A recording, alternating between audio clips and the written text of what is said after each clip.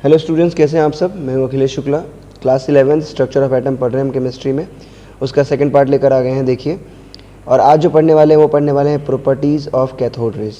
देखिए cathode rays क्या होती हैं ये पहले हम पढ़ चुके हैं, इसमें हम बहुत ही इंपॉर्टेंट टॉपिक है ये।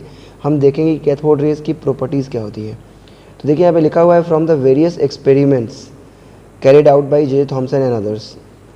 तो जे थॉमसन के साथ साथ बहुत सारे साइंटिस्ट हैं जिन्होंने बहुत सारे एक्सपेरिमेंट किए और उन्होंने कुछ बातों का पता लगाया। उन्होंने पता लगाया कि कैथोड रेज जो है उनकी प्रॉपर्टीज़ क्या होती है। और यहाँ पे देखिए नीचे सारी प्रॉपर्टीज़ लिस्टेड है। पहले नंबर पे देखते हैं, they produce a sharp shadow of the solid object placed in their path.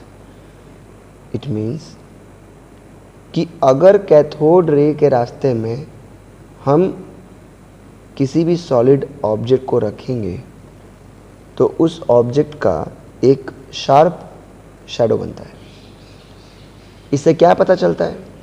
इससे ये पता चलता है कि कैथोड रे जो होती हैं वो स्ट्रेट लाइन में ट्रेवल करती हैं, क्योंकि देखो स्ट्रेट लाइन में अगर कोई रे ट्रेवल करेगी तो वो किसी भी सॉलिड ऑब्जेक्ट का शार्प शैडो बनाती है।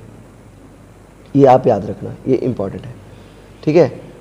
दूसरी जो प्रॉपर्टी है वो ये है कि अगर एक लाइट पैडल, अच्छा पहली प्रॉपर्टी को आपको मैं यहाँ पे जरा सा दिखा देता हूँ। ये देखो यहाँ पर देख रहे हो ये डायग्राम नंबर 1, ये फर्स्ट वाला।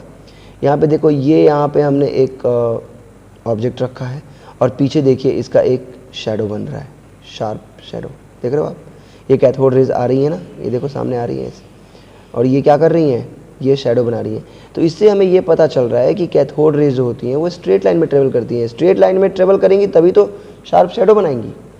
स्ट्रेट लाइन में ट्रेवल नहीं करेंगी तो शैडो ऐसा शार्प बनेगा ही नहीं, ठीक है। और जो दूसरी प्रॉपर्टी है उसके बाद जो हम अभी देख रहे थे वो ये था कि if a light paddle wheel, अगर एक हल्का पैडल व्हील हम रख दें कैथोड रे के सामने तो क्या होगा, वो रोटेट होना शुरू हो जाएगा, बिगिंस टू रोटेट, ठीक है। और इससे ये पता चलता है कि जो कैथोड रेज होती हैं वो मटेरियल पार्टिकल्स से बनी होती हैं, क्योंकि मैटर ही होता है, मटेरियल ही होगा जो किसी चीज़ के ऊपर फोर्स लगा सकता है, समझ में आ रहा है, और उसको घुमा सकता है, ठीक है। तो यहाँ पे अगर वो पैडल व्हील रोटेट हो रहा है तो इसका मतलब ये है कि जो रेज हैं वो मटेरियल पार्टिकल से मिलकर बनी हुई है। देखिए इसको भी देखते हैं, ये देखिए यहाँ पर, ये देख रहे हैं डायग्राम नंबर 2। ये देखिए ये एक व्हील है, ठीक है, और कैथोड रेज इसको गोल गोल घुमा देती है। तो गोल गोल घुमाने का ये मतलब है कि कैथोड रेज अब के अंदर जो है ये मटेरियल पार्टिकल से मिलकर बनी हुई है। समझ रहे हो आप, इसका एक दूसरा नेचर पता चल रहा है कि भैया कैथोड रे क्या है, एक मटेरियल है। हमें भले दिखाई ना दे रही हो क्योंकि बहुत छोटा है, जो इसके पार्टिकल्स है कैथोड रे के वो बहुत ही ज़्यादा छोटे हैं, बहुत ज़्यादा छोटे हैं, हमको दिखाई नहीं पड़ रहे हैं, लेकिन है तो मटेरियल, है ना। उसके बाद जो तीसरी प्रॉपर्टी है वो ये है कि व्हेन, जब एक इलेक्ट्रिक फील्ड अप्लाई करोगे आप। देखो इलेक्ट्रिक फील्ड के बारे में मैं आपको बता दूँ, सुनो यहाँ पे देखो, सॉरी ये देखो आप, इलेक्ट्रिक फील्ड क्या होता है। देखो एक तरफ अगर हम पॉजिटिव चार्ज की प्लेट लगा देते हैं, ऐसे समझना, ये 12th क्लास का टॉपिक है, मैं आपको समझाता हूँ, ये फिजिक्स का टॉपिक है। यहाँ पे आप एक पॉजिटिव चार्ज की प्लेट लगा दो, एक प्लेट लगा दो जिसमें क्या है पॉजिटिव चार्ज, और दूसरी तरफ एक प्लेट लगा दो क्या, नेगेटिव चार्ज की, समझना। अब पॉजिटिव चार्ज जो है यहाँ से एक फील्ड लाइन, ठीक है, एक फील्ड लाइन जो है निकल के ऐसे इस तरफ ऐसे जाती है, ऐसे नेगेटिव की तरफ जाती है फील्ड लाइन। ये फील्ड लाइन जो होती है ना बाबू, ये इमेजिनरी होती है। एक्चुअली में क्या होता है कि आप किसी भी चार्ज पार्टिकल को इसके बीच में ला के रख दोगे ना, इनके बीच में, इन दोनों के बीच में, ये पॉजिटिव और नेगेटिव के बीच में, तो ये चार्ज पार्टिकल फोर्स फील करेगा। क्या फील करेगा, फोर्स फील करेगा अपने ऊपर, ठीक है। तो ये फोर्स क्यों फील कर रहा है, क्योंकि ये इलेक्ट्रिक फील्ड लाइंस यहाँ से होके जा रही हैं और यही फील्ड लाइंस इस पर फोर्स लगाती है। तो अभी आपको यही समझना है कि दो चार्ज प्लेट्स हैं, पॉजिटिव और नेगेटिव, तो इनके बीच में एक फील्ड क्रिएट होता है, इलेक्ट्रिक फील्ड, ठीक है।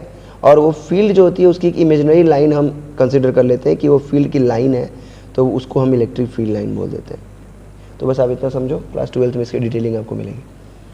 सो यहाँ पे कहा गया है कि when an electric field is applied on the cathode rays, they are deflected toward the positive plate of the electric field. These shows that cathode rays carry negative charge. तो अब देखो मैं आपको समझा रहा हूँ, ये देखो यहाँ पे ऊपर, एक सेकेंड मैं इसको ज़रा इरेज कर दूँ क्या, ये रहा अपना इरेजर, ये गया, ठीक है।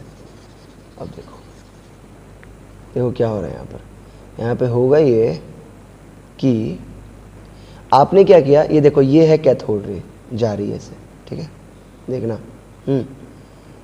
ऐसा करते हैं, इसको कैथोड रे को ऊपर से नीचे की तरफ बनाते हैं तो ज़्यादा बेहतर, ज़्यादा अच्छे से बन जाएगा आपको। वेट करो, ये देखो मान लो कैथोड रेज ऐसे आ रही हैं ऊपर से नीचे की तरफ सीधी रेखा में, देख रहे हो, ये कैथोड रेज है आ रही हैं ये।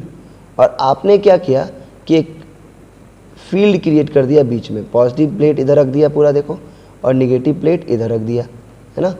अब बीच में फील्ड्स बनेंगी, इलेक्ट्रिक फील्ड, है ना, बीच में फील्ड क्रिएट हो जाएगी।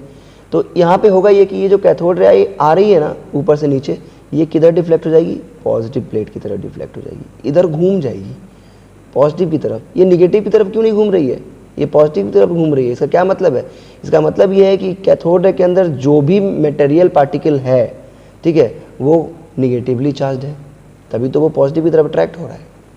समझ रहे हो आप, पॉजिटिव प्लेट की तरफ अट्रैक्ट होने का क्या मतलब है, क्योंकि ये जो जिस मटेरियल से मिलकर बना है ये कैथोड रे पूरा, वो सब के सब कौन सा चार्ज कैरी कर रहे हैं, निगेटिव चार्ज, तभी तो ये पॉजिटिव की तरफ घूम रहा है।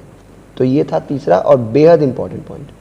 उसके बाद आते हैं चौथे पॉइंट पे, फोर्थ नंबर 4, ये यहाँ पे है नंबर 4, ये यहाँ पे देखो लिखा हुआ है, when cathode ray strike a metal foil.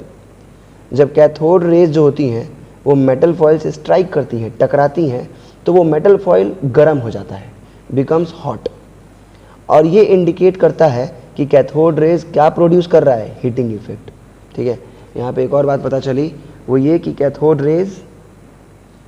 Cathode rays heating effect को प्रोड्यूस करती है। ठीक है ना, ठीक है।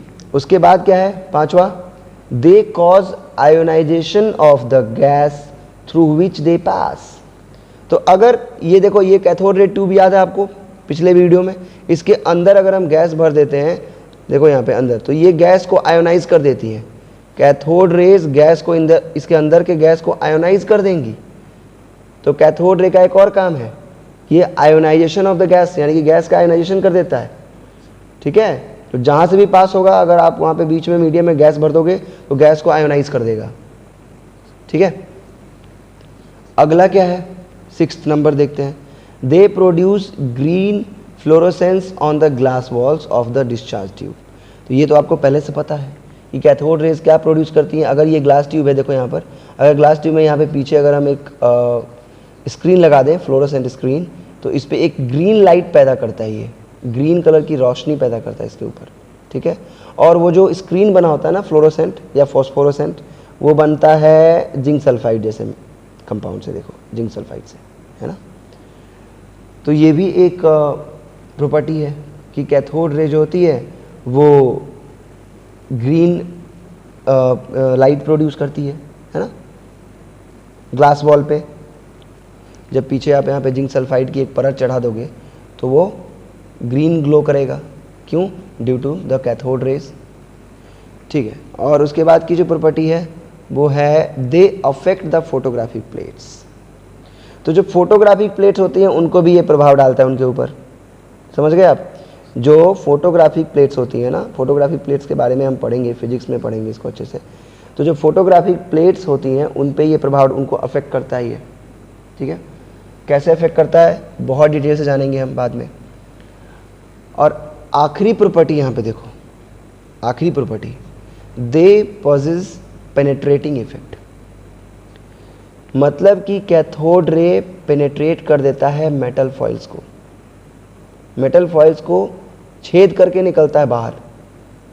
मतलब कि they can easily pass through thin foils of metals. अगर मेटल की हम एक पतली फॉइल ले लें, पतला सा, तो उसको छेद करके बाहर निकलेगा ये। इसमें पेनेट्रेटिंग पावर होती है। इसको अगर रोकना है तो आपको बहुत ही ज़्यादा मोटा थिकनेस वाला, समझ रहे हो ना, मोटा फॉइल लेना होगा। अगर आप मोटा फॉइल लेते हो बहुत ज़्यादा मेटल का, तो उसको ये फिर पेनेट्रेट नहीं कर पाएगा। लेकिन अगर आप थीन रख रहे हो फॉइल, तो उसको वो पेनेट्रेट कर जाएगा, है ना। अब ये जो भी हमने पढ़ा, ये अलग अलग प्रॉपर्टी जो हमने देखा अभी, उसमें दो रिजल्ट जो बहुत ही ज़्यादा इंपॉर्टेंट निकल के आते हैं, वो ये जिस पे आपको फोकस करना है। देखिए, पहला कि cathode rays are made up of material particles, जिस पे बहुत सारी बातें होंगी इस चैप्टर में। समझ लो कि पूरा चैप्टर बस यही समझाएगा आपको कि कैथोड रेज होती हैं वो मटेरियल पार्टिकल्स की होती हैं बनी हुई, ठीक है, और इस पे हम बहुत चर्चाएं करेंगे। और दूसरा ये कि cathode raise carry negative charge, और कैथोड रे कौन सा चार्ज कैरी करता है अपने अंदर? Negative charge. और बस वहीं से हमें इलेक्ट्रॉन का पता चला। जो निगेटिव चार्ज पार्टिकल होता है, जो कैथोड रे अपने अंदर कंसिस्ट करता है, उसी को क्या बोल दिया गया? इलेक्ट्रॉन्स। और ये नाम दिया था जे जे थॉमसन ने। जे जे थॉमसन ने ही कहा था कि कैथोड रे में जो निगेटिवली चार्ज पार्टिकल्स हैं उनका नाम इलेक्ट्रॉन होगा, और यहाँ पे इलेक्ट्रॉन की खोज हुई। अब आज का वीडियो यहीं पे ख़त्म करते हैं। आज का वीडियो थोड़ा मैंने बहुत जल्दीबाजी में आपको बताया है, लेकिन मैंने अपनी तरफ से पूरी समझाने की कोशिश की है। आप प्लीज़ इसको देखना, बार बार देखना, आपको समझ में आएगा। और बहुत ही अच्छी और डिटेल वाली कहानी अभी आने वाली है आगे। देखो, ये ना एक तरह से फाउंडेशन है आपका।